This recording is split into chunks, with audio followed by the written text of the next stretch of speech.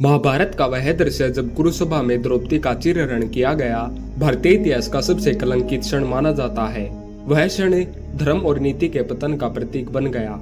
इस अधर्म के नायक केवल दुर्योधन और दुशासन नहीं थे, कर्ण भी उनमें से एक था। एक ऐसा योद्धा जो महानता में अर्जुन को टक्कर देता था, उस दिन अपने ही शब्दों से धरती को शर्मसार कर गया। लेकिन समय के साथ जब सत्य का बोध, तब वही कर्ण जिसने द्रौपदी का अपमान किया था, उसी से क्षमा भी मांगी। द्रौपदी को जबरन बाल पकड़कर सभा में लाया गया। वह उस समय राजसभा में थी और एक ही वस्त्र में थी, फिर भी उसे घसीटकर पुरुषों की सभा में लाया गया। यह दृश्य स्वयं धर्म को कपा देने वाला था। द्रौपदी बार बार प्रश्न करती, क्या मैं दासी बन चुकी हूँ या अब भी महारानी हूँ? वह युधिष्ठिर से पूछती है, विद्वानों से पूछती है कि जो स्वयं पर अधिकार नहीं रखता, वह किसी और को दांव पर कैसे लगा सकता है? सभा मौन थी, कोई उत्तर नहीं देता। उसी समय कर्ण बोलता है, जो सदैव द्रौपदी को पसंद करता था, लेकिन जब उसने स्वयंवर में कर्ण को सूत पुत्र कहकर अस्वीकार किया था, तब से उसके मन में एक पीड़ा बैठ गई थी। यह पीड़ा उस दिन बाहर आई। कर्ण कहता है, जब एक स्त्री 5 पतियों को स्वीकार करती है तो वह वेश्या होती है, और वेश्या का मान क्या और अपमान क्या? यह शब्द जैसे ही सभा में गूंजे, समस्त सभासदों के सिर शर्म से झुक गए।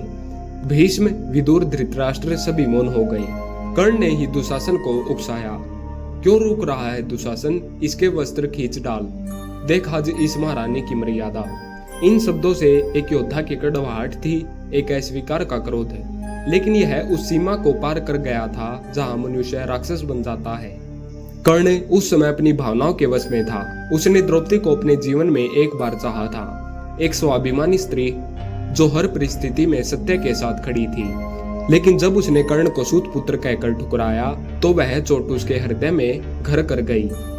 सभा में कर्ण का क्रोध, उसका अपमान और उसकी अस्वीकार की पीड़ा बोल रही थी।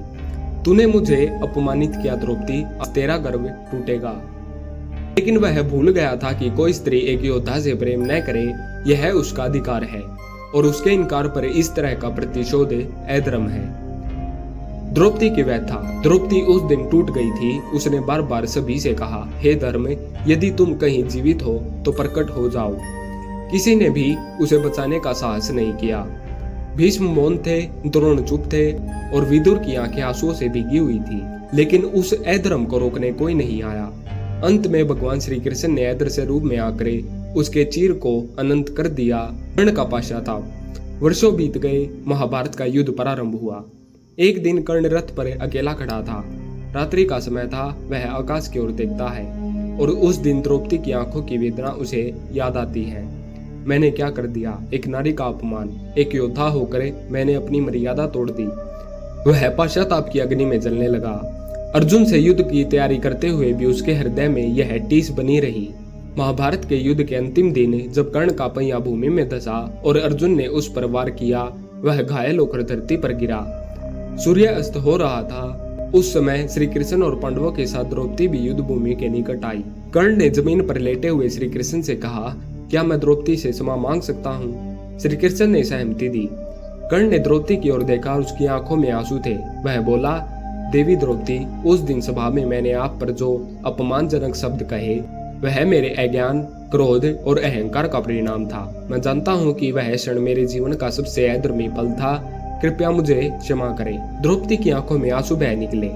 कुछ पल वह मौन रही, फिर उन्होंने कहा, कर्ण, स्त्री की पीड़ा को सबसे पहले वही समझ सकता है जिसने स्वयं अपमान सहा हो।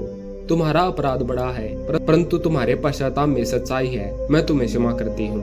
कर्ण एक महान योद्धा था, लेकिन कुछ निर्णयों ने उसके चरित्र पर प्रश्न चिन्ह लगा दिए। द्रौपदी के वस्त्रहरण में उसकी भूमिका उसका सबसे बड़ा कलंक बनी। किंतु जिस प्रकार उसने अंत समय में सत्य का बोध करे क्षमा मांगी, वह दर्शाता है कि महानता केवल पराक्रम में नहीं, बल्कि आत्मबोध और पश्चाताप में भी होती है। कर्ण मरते समय शांति के साथ गया, क्योंकि द्रौपदी ने उसे क्षमा कर दिया था। और द्रौपदी, जिसने समाज की चुप्पी का सामना किया, वह उस दिन एक बार फिर विजयी हुई, क्योंकि क्षमा उसकी सबसे बड़ी शक्ति बनी। यह कथा हमें सिखाती है कि नारी का अपमान केवल उसका नहीं, पूरे समाज का अपमान होता है। क्रोध और प्रतिशोध जब धर्म को लांघ जाए तो वह विनाश का कारण बनता है। पश्चाताप में शक्ति होती है, लेकिन वह उसी समय सार्थक होता है जब हम समय रहते सत्य को स्वीकारें। धन्यवाद।